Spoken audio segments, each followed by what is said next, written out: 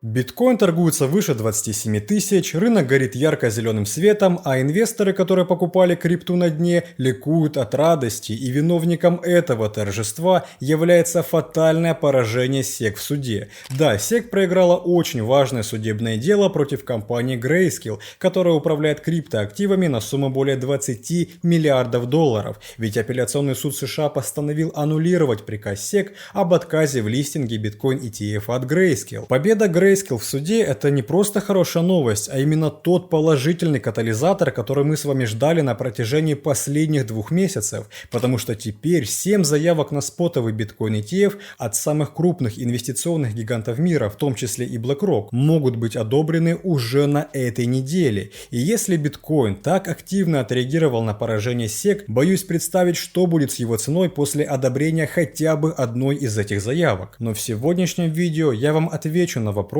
что будет с криптой, когда на рынке США начнет торговаться первый спотовый биткоин ETF. Всем привет, друзья, меня зовут Влад, и я рад вас видеть на канале Coin22. Сегодня в ролике мы во всех деталях разберем поражение SEC в суде, чтобы четко понимать, как это повлияет на будущее решение по ETF заявкам. А также проанализируем свежую метрику биткоина, чтобы заранее знать, сможет ли он вырасти выше 30 тысяч уже в сентябре. Сегодняшнее видео получилось очень интересное и 100% заслуживает вашего лайка, поэтому перед просмотром обязательно поддержите его пальцем вверх, и мы сразу же приступим собирать информацию для нового ролика. За ваши лайки огромное спасибо, приятного вам просмотра, давайте начинать.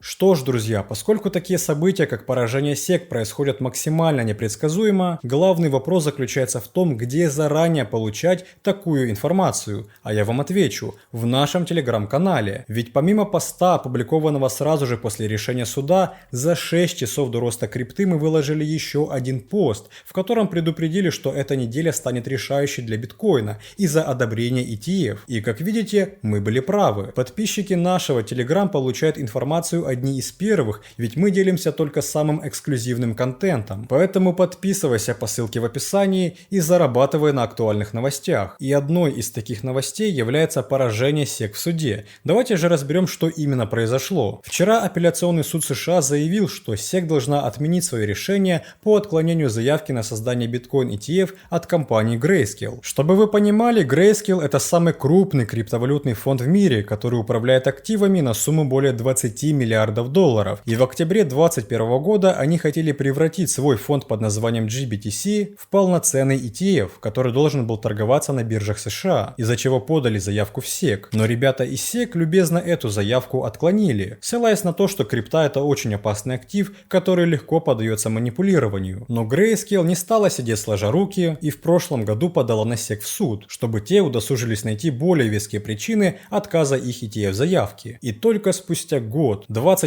августа, суд вынес свое первое решение в пользу Grayscale. Я изучал решение суда, и там было написано, что отказ от предложения ETF Grayscale был произвольным и капризным. Поэтому суд принял решение удовлетворить ходатайство Grayscale и отменить приказ SEC. Ну а что думал Генслер? Без каких-либо причин будет отменять заявки на ETF? Нет, теперь так не получится, и судья четко дал это понять. На данный момент у SEC есть 45 дней, чтобы запросить слушание в полном составе, то есть там, где будут присутствовать 3 главных судьи, а уже через 45 дней суд вынесет окончательный мандат, в котором будет подробно описано, что будет дальше. А дальше, как говорится, больше, потому что SEC зажали со всех сторон, и у них будет только 2 варианта. Во-первых, они могут либо одобрить переход фонда GBTC в ETF, либо отказать в этом по какой-либо другой причине. Но поскольку Генслер не может придумать веских причин отклонения, есть очень большая вероятность, что ETF Grayscale будет одобрен после окончательного решения суда. И я думаю, вам, как и мне, приятно видеть такие новости, особенно после 2 самых сложных месяцев на рынке крипты.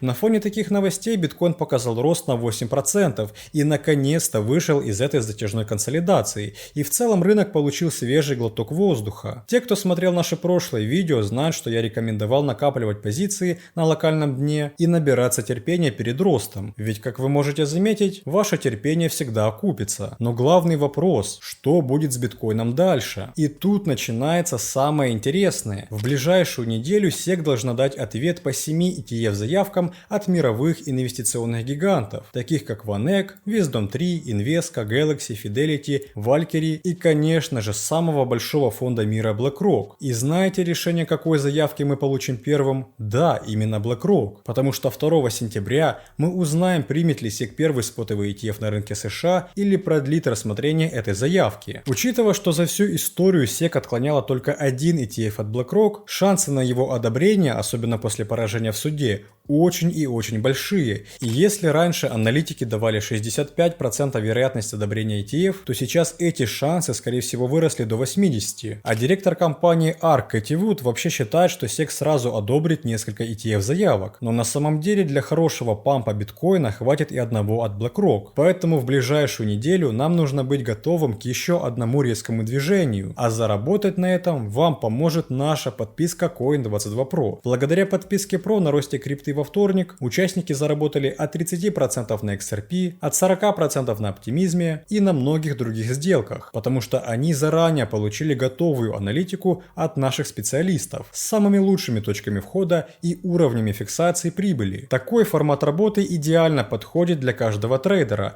а новичкам мы предоставляем бесплатное пошаговое обучение на старте и круглосуточную поддержку. За время работы подписки Pro, а это практически год, мы отправили огромное количество прибыльных сделок и продолжаем это делать по сей день. Поэтому если ты желаешь зарабатывать на крипте вместе с Coin22 Pro, переходи и присоединяйся по ссылке в описании. Тем не менее, на поражении SEC хорошие новости не заканчиваются, ведь вчера также стало известно, что Илон Маск получил необходимую лицензию, которая позволяет Твиттеру, а точнее платформе X, осуществлять криптоплатежи. Лицензия называется «Переводчик валюты», и она также распространяется на различных поставщиков услуг, связанных с криптой, а именно криптобиржи, кошельки и платежные системы. В частности, эта лицензия позволит X хранить, передавать и обменивать цифровые активы от имени своих пользователей. И первый кандидат, который может оказаться доступным для покупки в приложении X, может быть, конечно же, любимчик Илона Маска Dogecoin. Но также наверняка они не обойдутся без эфира и биткоина. Поэтому если в Твиттере появится возможность покупать крипту и даже оплачивать ее внутренние покупки, это станет еще одним хорошим фактором для роста крипты. Так что за твитами Илона Маска мы будем пристально следить. Но в то время как крипта цветет и пахнет после победы Grayscale, а рынки с нетерпением ожидают решения по биткоин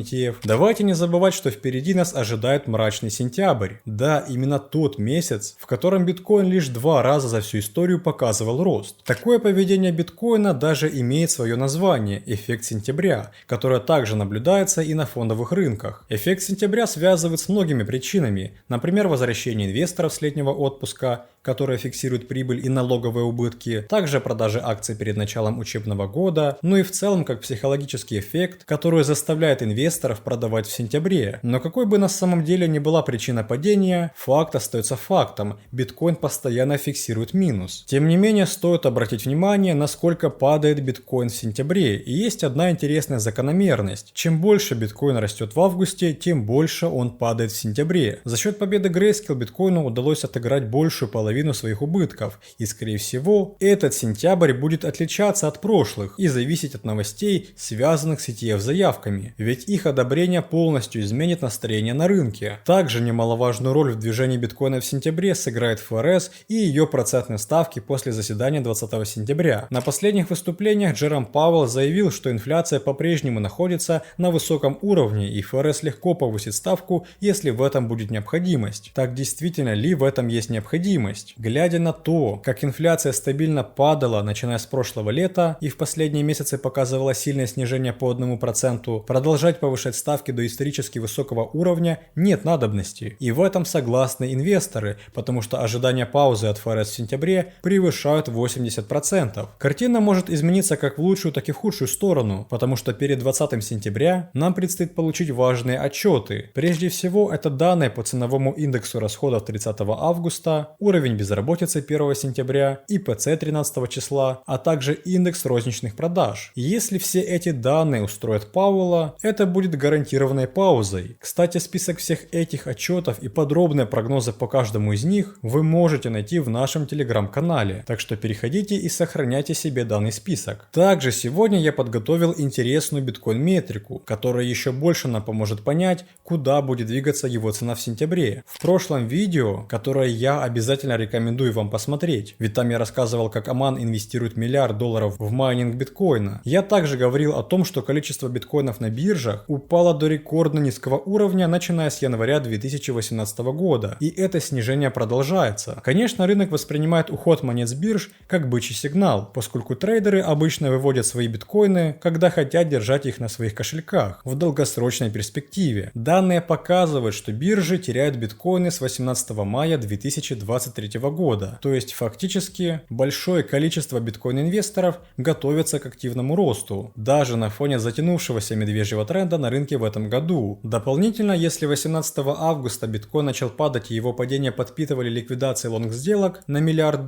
то сейчас все работает в обратную сторону. Поскольку биткоин продолжает выводить с бирж, ликвидации больше влияют на его волатильность. Только за последние 24 часа было ликвидировано шортов по биткоину на сумму более $46,5 миллионов, а общие ликвидации составили более $100 миллионов, поскольку тренд на рынке полностью изменился. Собственно, очередное важное поражение SEC начинает новую фазу для будущего криптовалюты. Биткоину удалось вырваться выше ключевой 200-дневной скользящей средней, а также подняться выше уровня 4-летней SMI, о которой говорил Майкл Сейлор. Впереди нас ждет не менее важный сентябрь, но знаете, начинать новый месяц с таким положительным новостным фоном куда спокойнее, чем бояться очередного обвала биткоина до $20 тысяч. В ближайшее время все внимание будет направлено на решение SEC по заявке BlackRock, и если ее одобрят, возвращение биткоина на 30 тысяч будет уже не за горами. Поэтому мы продолжаем следить за обстановкой на рынке. Самые важные новости и отчеты оставляем для вас в нашем телеграм-канале, на который не забудьте подписаться. И напоследок жмите на колокольчик, чтобы не пропустить новое видео, в котором мы с вами увидимся. Вам хочу пожелать удачи, до скорых встреч!